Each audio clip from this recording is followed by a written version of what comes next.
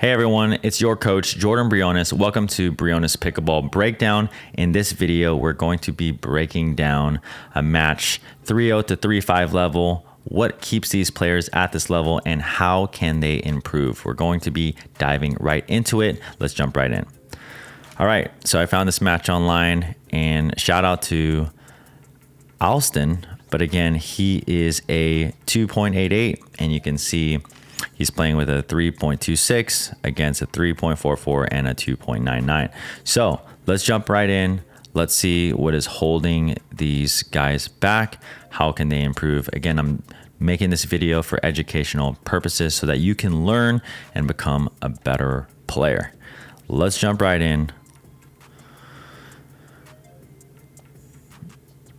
All right. All right, good serve, good return to start off. Like to see that. We're just gonna watch this point again. Good serve motion, super deep return.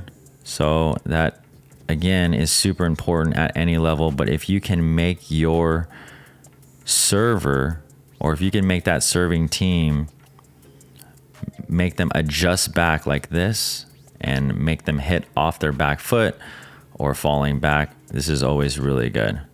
Okay, so he goes for this high drop here, and now this gentleman here is hitting it out of the air. So being able to be on the offense right away by hitting a good return so that you can be up here hitting your fourth shot volley is super key at any level. So this team already is doing a good job of that. Okay, and then just a low backhand air there. Yeah, this is really tough ball. So again, really good by the serving team. It's a side out. Let's keep on moving. Good 2-E backhand. Okay. So now that we have a side out, we have the team at the baseline serving, and we're going to look at positioning and third shot choice. Good 2-E backhand. I mean, really good. You can see how he has momentum moving in. I'm going to actually play this one more time. One of the most important things on your return is having your momentum moving in. And I would say this is definitely higher than 3-0 return. If we just look at that return, I mean, beautiful return, nice and deep, coming in. And look at that, split step right on time too. So not only did he do a good job of coming in on that return, but he also did a really good job of split stepping at the right time, because you want to make sure you get established when your opponents are hitting that drive. Okay, so drive down the middle, really good, and really good volley here. Again, this is good middle coverage when your opponent is driving their third and they are cross court from you, like this situation here. Alston here has to cover middle. I would actually like to see him a little bit more over. Okay, so as somebody is driving their third shot from the sideline here, you know, we want to put as much pressure as we can.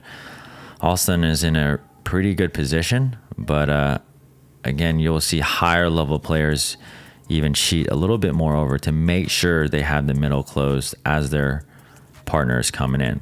So he hits a really good volley. It's a little low, and again, if he was over a little bit more, he could have maybe taken it earlier for an easier volley.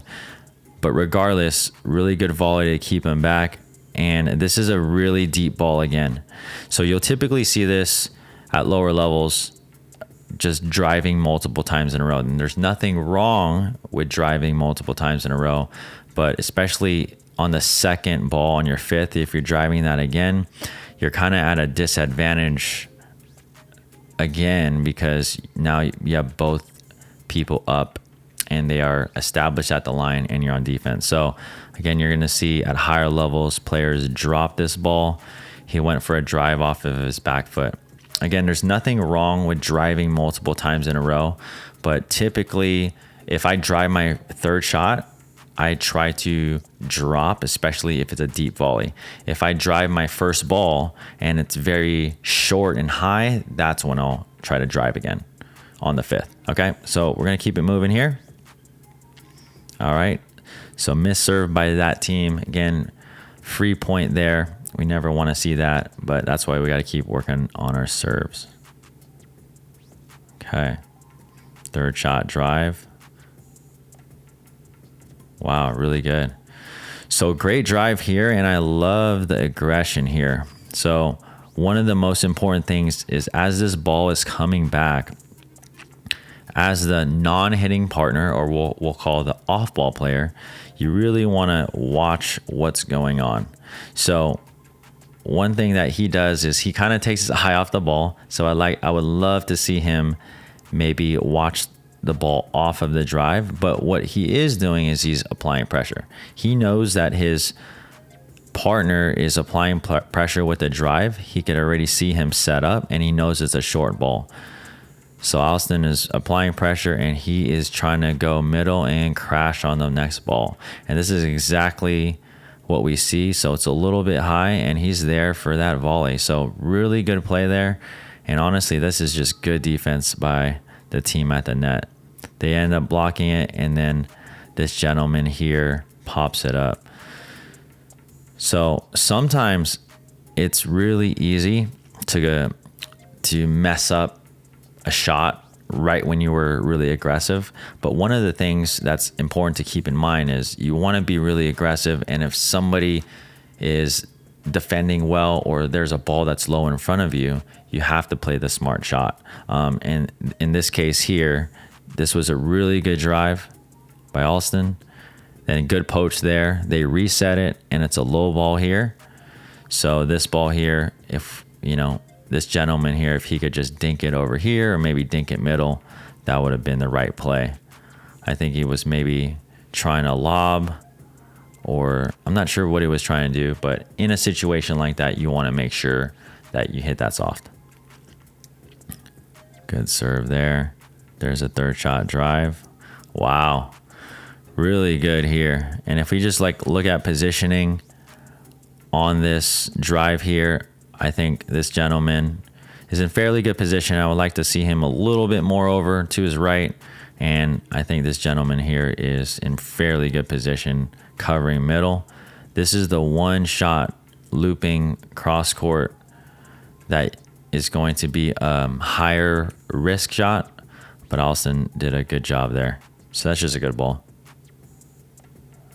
All right. Good 4th and 6th to keep him back. Okay. All right. So let's watch this point here. Got this great topspin serve there. Little high drop, and I really like how he didn't rush in. And you'll see Alston in also a really good position because he stays back.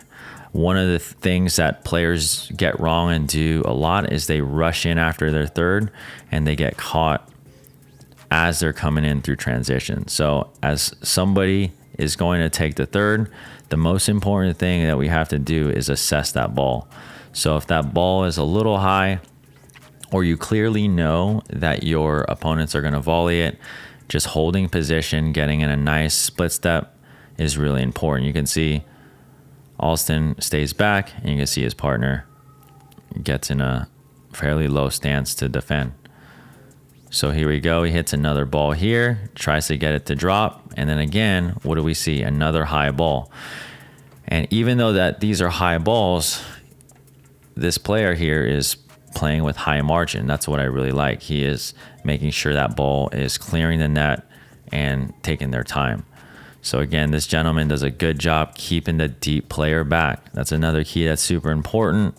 As this player is getting closer, he's applying a lot of pressure, and as Alston is kind of stuck back here, he has to defend out. And this net team is doing a good job of keeping the deep player back. Now Alston goes for that drive, and that is one kind of mistake, at least in this rally, that I see, especially when your partner is halfway up and then you're kind of stuck back here. If you are going to drive the ball, it has to be a pretty much a perfect drive, right? If he doesn't drive this well, they are countering now at his partner's feet. So this would definitely be a better ball to drop and not drive, especially when your opponent is in front of you. So we're going to keep moving on here. Good return there. Good fourth. Okay. So same kind of thing, in a little bit different way, but same kind of thing that we just saw here. Alston with a good return here and then good fourth shot volley.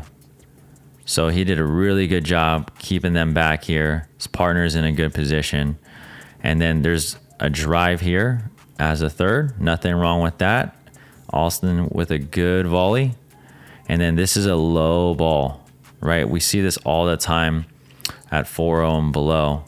But on low volleys, on your fifth shot, if you're going to drive the third, it's totally fine. But when you have that low ball right in front of you, especially the one you're moving up for, being able to be disciplined to drop that is super critical. So we're going to go back to this here. There's a third shot drive. Oh, sorry, there is another one. So fifth shot drive, okay? So actually, if we even go back to this, the first one was, totally valid. I like that.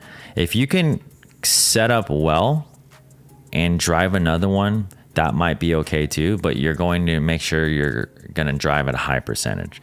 So I actually don't mind that drive, but this ball here, when it's low in front of you and you're hustling to get it, it's super important that you elect to drop this one because it's going to be very hard for that from that position to hit a consistent drive that's not going to get attacked. Okay, so another missed serve there. Now it's a side out. Good topspin drop there. Good. What a ball there by the guy in maroon. But let's just go back here and see what went wrong. Okay, so Alston, eyes on the ball. Great job there. This gentleman actually hits a really good topspin drop, and they're coming in. Okay, it actually hits the net cord, so they're both coming in, and we're going to see what happens with their feet. One of the biggest mistakes that I see is when players are actually transitioning in, right? And they're crashing in, but what happens is with their feet, they don't come to a complete stop. So let's just see what happens here. Okay, so remember, it just hit the net cord here. They're moving in, and then now this guy is taking a low ball, but remember, he could still speed it up. He could still attack it. So we're going to see the timing on the split step, okay? That ball gets way behind him, and that's a great shot by the guy in the maroon, but the main thing that I'm looking at is a split step on the way in. So this guy in the in the blue hat, does a really good job hitting that drop. You could see both of them applying pressure, which they should, but right before this guy hits it, or at least around the contact, you want to be coming into your split. And I just want to show you here, even though this gentleman, both of them are applying pressure, their split step is a little late. So you can see, boom, he just lands on the floor, and you can see that this ball is already has already crossed the plane of the net. So because of a late split, now he has to make an adjustment, and the ball gets behind him. So that is one of the biggest key mistakes when we talk about, transitioning in. Not only do players not stop at all for the majority, as I watch a lot of players blow 4-0, but they stop late. So that was just a really good example there. All right, 2 more points here. Gentleman in blue hat, nice serve motion. Nice Tui as well. Okay. So I really like this play. I mean, great deep serve, creates space on the two-hander. Wonder if he's a tennis player. But beautiful shot there, And then this is this ball that we just talked about, a low ball in front of you. You just want to dink it in. So really good decisions here. This guy here takes it out of the air and just makes a simple dink volley error, but great playing there. Great decisions. Good serve there. A little bit of a high drop. It's all right. Okay. So this is what typically will happen at below 4.0 levels of play. Remember, these players are around from 3.0 to 3.5. I think they're very athletic and they have a lot of upside. So with the right training, these guys could definitely get the 4.0 plus. But a couple keys that I'm looking at here is high margins. You want to make sure that you play high margin shots and you don't have to hit perfect shots. And also, you know, that just goes to show you that if you do that, you can force your opponent into errors, right? So this is a good example of this. If we watch this again, nice deep serve. Again, this gentleman plays a third. He doesn't play a perfect third, right? He's not trying to get it right over the net. It's a little high, but he's giving himself some margin. So they both recognize this and they stop where they are, right? And this gentleman does a good job of keeping him back, as he should. Okay, now he plays another ball, right? Trying to drop it in. And then again, it's another volley. So they only can progress so much, right? If your drops are not landing on the floor, right, we have to stay, or we might only take a little step in and have to split step again.